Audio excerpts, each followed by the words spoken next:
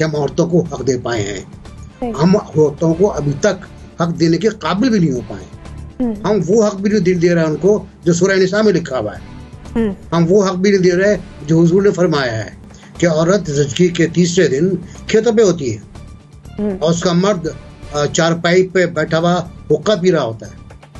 वो देखता रहता है कि औरत काम कर रही है नहीं कर रही।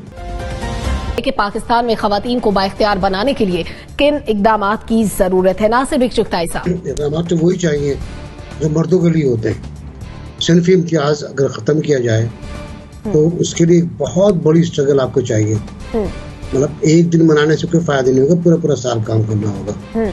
हमारे जो मसाइल हैं पाकिस्तान के, अगर आप एशिया की बात कर लें, साउथ एशिया की बात कर लें, एक जैसे मसाइल हैं। मतलब जायदाद में हिस्सा ना देना, मसावी हुकूक ना मिलना, तनख्वाहों में यकानियत, ये एक बहुत बड़ा मसला है यूरोप का भी और बाज़ जगह हमारा भी, कि हमारे यहाँ औरतों की तनख्वाहें कम है, मर्दों की तनख्वाहें ज़्यादा हैं, सेम ग्रेड में, सेम स्केल में और सेम पोस्ट के ऊपर, वो मसला है। फिर जायदाद हड़प कर ली जाती है। अगर आपने पुराने ड्रामे देखे हों PTV के, तो वो तो बहुत तारीख़ी ड्रामे थे वो, कि कुरान शरीफ से शादी कर दी, जायदाद भाइयों ने बांट लिया आपस में, या कत्ल कर दिया गया। कारोकारी एक आम मसला है, सियाकारी एक आम मसला है, विनी एक आम मसला है। ये तो वो मसाइल है ना जो हमारे सामने हैं, लेकिन जो मसले मैंने जाके देहात में देखे हैं वो तो मुझे लर्जा देते हैं। मैं अगर थर जाता हूँ तो मुझे मालूम ये होता है कि औरत ज़िंदगी के तीसरे दिन खेतों पे होती है और उसका मर्द चारपाई पे बैठा हुआ हुक्का पी रहा होता है। वो देखता रहता है कि औरत काम कर रही है नहीं कर रही। इसी तरह और इलाके भी है। तो शहरों की हमारे अपने मसाइल हैं कि हमारे दफातर में हरासमेंट होता है, हमारे दफातर में औरतों के साथ जाती होती है। देहात में क्या होता है, एक बहुत बड़ा मसला है देहात का, वहाँ क्या होता है।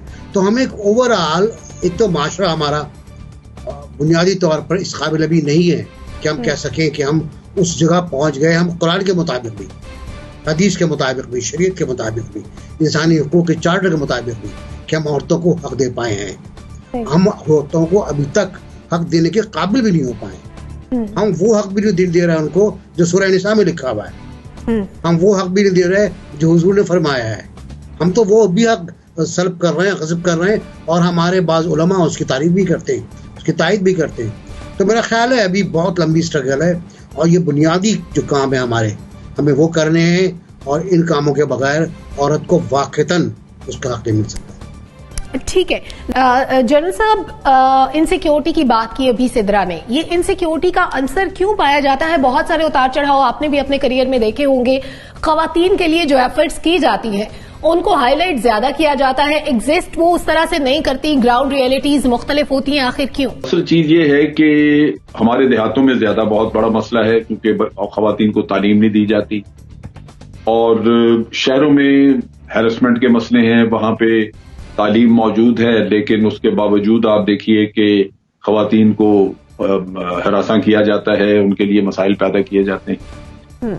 असल चीज ये है कि ना तो हम माशरे की तरबियत कर सके कि वो सही इक़दार को समझें, और ना ही हम शहरों में, घरों में, जैसे भी जुनैरा भी बात कर रही थी कि अपने घर से तरबियत शुरू होती है, वहां भी माइंड सेट ये चेंज नहीं हो सका। अगर माँ बाप ये समझें कि लड़का घर में पैदा हुआ और वो एसेट है, हालांकि हमारा दीन तो ये कहता है कि बच्ची आ जाती है तो वो आपके लिए रहमत, लेकिन जब हम उसके वो फर्क नहीं समझते और हम वो जैसे शायद हिंदू माशरे के साथ रह के तो वो असरात मौजूद हैं, ये एक मैं समझता हूँ हमारे लिए एक बहुत बड़ा एक मसला है जिसकी वजह से खवातीन पीछे रह जाती हैं। फिर ये है कि खवातीन हो या मर्द हो, हम सब अपने हकूक की बात करते हैं, फराइज की बात नहीं करते। अगर एक आदमी को अपने फर्ज पता हो, घर में हस्बैंड की हैसियत से, एक भाई की हैसियत से, एक बाप की हैसियत से, अगर उसको अपने फराइज पता हो तो वो अपनी बेटी के या अपनी बेगम के हकूक नहीं मारेगा, क्योंकि उसको पता होगा कि मैंने ये फर्ज अदा करना है। जहां सिर्फ हकूक की बात होती है वहां फराइज पीछे रह जाते हैं और आप एक दूसरे को फिर इसी तरह वो उसके फिर हकूक जो है वो मारे जाते हैं, क्योंकि दूसरी साइड फर्ज नहीं अदा कर रही। तो ये एक ऐसी चीज है जहां आपको अपने पहले फराइज समझने चाहिए, ताकि एक दूसरे के हकूक अदा करके आप अल्लाह के सामने भी सुरखरू हों और दुनियावी तौर पे भी आपके मामला ठीक हो। तो वर्दी साहब, जनरल साहब ने भी जिक्र किया हुकूको फराइज का। ये बड़ा खूबसूरत इम्तजाज है किसी भी मुआशरे के लिए। एक शख्स के जो हुकूक होते हैं दूसरे के फराइज होते हैं, इसी तरह दूसरे के फराइज किसी न किसी के हुकूक होते हैं। तो ये हुकूक और फराइज के दरमियान जो गैप आ जाता है जिसकी वजह से एहसास महरूमी पैदा होता है, इसको किस तरह से खत्म किया जा सकता है? मैं समझता हूँ कि पाकिस्तान में खवातीन को अभी माशी आज़ादी नहीं मिली है। मैं इसकी 2-3 आपको एग्जाम्पल्स कोट करना चाहता हूँ। मैं एक सर्वे आज देख रहा था कि जो हमारे शहरी इलाके हैं, अर्बन एरिया हैं, सिर्फ 9% खवातीन के पास बैंक अकाउंट्स हैं और रूरल एरिया में सिर्फ 3% खवातीन के पास बैंक अकाउंट्स हैं। आप देखें ना, हमारे यहाँ भी अभी खवातीन को माशी आज़ादी नहीं मिली। फिर मैं चंद साल कबल गुज़श्ता दौरे हुकूमत में पंजाब हुकूमत ने एक कानून बनाया कि मेडिकल कॉलेजेस में लड़के और लड़कियों की सीटें 50-50% होंगी, जिसको हाई कोर्ट ने स्ट्राइक डाउन किया कि ये जेंडर डिस्क्रिमिनेशन है। आप ओपन मेरिट पे जितने मर्जी लड़के आ जाएं, जितनी मर्जी लड़कियां आ जाएं, आप लड़कों का अलग मेरिट क्यों बना रहे हैं, लड़कियों का अलग मेरिट क्यों बना रहे हैं? मैंने उस वक्त के सेक्रेटरी हेल्थ से और मिनिस्टर हेल्थ से पूछा कि आपको ये कानून बनाने की जरूरत क्यों पेश आई? उन्होंने कहा 80% लड़कियां जो हैं वो डॉक्टर बन रही हैं, लेकिन आगे प्रोफेशन में नहीं आ रही हैं। डॉक्टर बन के माँ बाप उनका रिश्ता कर देते हैं, वो घर में बैठ जाती हैं और प्रोफेशन में नहीं आती हैं। लिहाजा मार्केट में डॉक्टरों की कमी है, हालांकि डॉक्टर बन बहुत रही हैं। इसी तरह हम अपनी लड़कियों को डॉक्टर बनाते हैं तो कोशिश करते हैं सिर्फ गायनाकोलॉजिस्ट बन जाएं और फिर कोशिश करते हैं वो सर्जन ना बने। फिर इसी तरह हम ये भी नहीं कोशिश करते हैं कि हमारी लड़कियां इंजीनियर्स ना बने, दूसरी फील्ड्स में ना आए, वो ज़रा वुमेन फ्रेंडली फील्ड्स में ही काम कर लें तो ज़्यादा अच्छा है। तो मैं समझता हूँ एक जो माशी आज़ादी है, जब तक वो पाकिस्तान में या किसी भी मुल्क में हमारी 50% आबादी को हासिल नहीं होगी, तब तक मईशत भी ठीक नहीं हो सकती। जब तक हम खवातीन को अपने पाँव पे खड़े होने का मौका नहीं देंगे, मतलब पढ़ाने की बात ठीक है, मैंने आपको बताया कि लोग अपनी बच्चियों को डॉक्टर तो बना रहे हैं, लेकिन आगे प्रोफेशन में काम करने की इजाज़त नहीं दे रहे। उन्हें BHUs, DHQs, THQs, DHQs में जाने की इजाज़त नहीं देते हैं। वो कहते हैं नहीं, तुम घर बैठो, तुम्हारी अब शादी करनी है। 5 साल अच्छा भला पढ़ा के इसी तरह MBA करा लेते हैं लोग लड़कियों को। हमारी यूनिवर्सिटियों में आपको लड़कियों की तादाद ज़्यादा नज़र आएगी, लेकिन प्रोफेशन में कम नजर आएगी। उसकी क्या वजह है? वो सब जो है वो टॉप क्लास अच्छे CGPA में टॉप की डिग्रीज करके कहाँ चली जाती हैं, प्रोफेशन में नहीं नजर आती हैं। इसलिए मैं समझता हूं कि असल में तो कुछ ऐसी कानून साजी होनी चाहिए कि जो बच्ची जो प्रोफेशनल डिग्री करे उसको उस प्रोफेशन में आगे आने का भरपूर कानूनी तौर पर मौका होना चाहिए। देखिए ना, हम जिसको डॉक्टर बनाते हैं उसके ऊपर सरकार के वसाइल भी खर्च होते हैं। हमने उसे डॉक्टर बनाया है, सब्सिडी दी है, मेडिकल कॉलेज में पढ़ा है, उसके बाद वो आगे वो प्रोफेशन नहीं करती तो कौम का नुकसान है।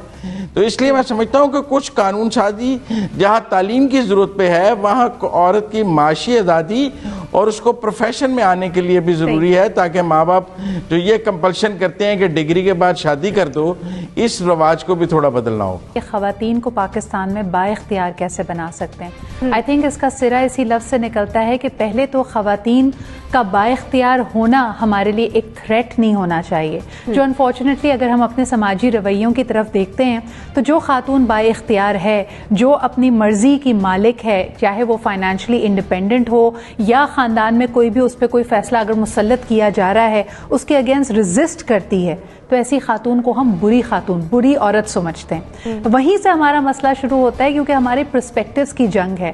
और ये अनफॉर्चुनेटली बिल्कुल सही कह रही थी ज़ुनैरा अभी कि ये सोच सिर्फ आदमियों की नहीं है, हमारे यहाँ जो पेट्रियार्कल सोच है उसकी बहुत एक तरह से सपोर्ट ख़वातीन को की तरफ से भी हासिल है। बिकॉज एक स्टेटस को है, एक पावर का, एक अथॉरिटी का एक स्ट्रक्चर बना हुआ है और लोगों को इस स्टेटस को से फ़ायदा होता है। तो आप वो ख़वातीन जो पिस पिस कर इसी रवैयों को अपने अंदर इंटरनलाइज कर चुकी हैं, अनफॉर्चुनेटली इसको मजीद बढ़ावा देने के लिए आगे बढ़ती हैं। आप जिस तरबियत की बात कर रही हैं, बिल्कुल सही निशानदेही की गई कि सेहत के मसाइल हैं, तालीम के मसाइल हैं, रोज़गार के मसाइल हैं, लेकिन इसको बदलेगा कौन? अगर हम अपने ऐवानों की तरफ देखते हैं, अगर हम अपनी पार्लियामेंट और नेशनल असेंबली की तरफ देखते हैं, वहाँ क्या हमें लगता है कि रवैये मुख्तलिफ हैं।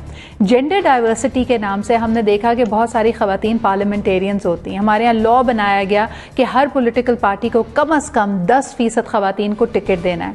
लास्ट इलेक्शंस में हमने देखा कि बड़ी नामवर पार्टीज इस 10% के कोटे को पूरा नहीं कर पा रही थी।